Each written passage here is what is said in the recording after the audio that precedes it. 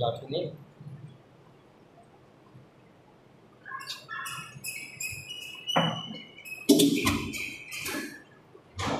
আসসালামু আলাইকুম ওয়া রাহমাতুল্লাহ।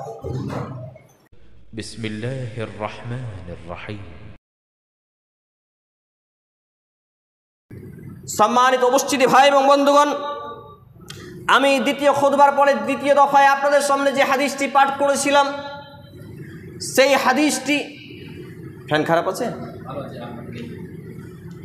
যেই হাদিসটি আপনাদের সামনে পাঠ করেছিলাম সেই হাদিসটির দিকে যদি আমি চেয়ে দেখি তাহলে বুঝতে পারবো। আন আনাস রাদিয়াল্লাহু তাআলা আনহু قال قال رسول الله صلى الله عليه وسلم طلب العلم فريضة على كل مسلم। অর্থাৎ আনাস ইবনে মালিক রাদিয়াল্লাহু তাআলা আনহু তিনি বলছেন, নবী মুহাম্মদুর রাসূলুল্লাহ সাল্লাল্লাহু আলাইহি ওয়াসাল্লাম বলেছেন যে তালাবুল ইলমি ফারিজাতুন আলা কুল্লি মুসলিম।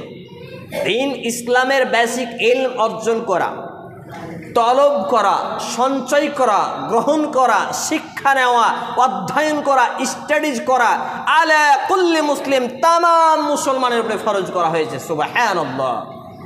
তাহলে ছোট থেকে বড়, যুবক থেকে বৃদ্ধ, পুরুষ থেকে নারী, সকলের জন্য যেই বিধানটা ফরজ করা হলো সেটা হচ্ছে কোরআন এবং হাদিসের শিক্ষা, ধর্মীয় শিক্ষা।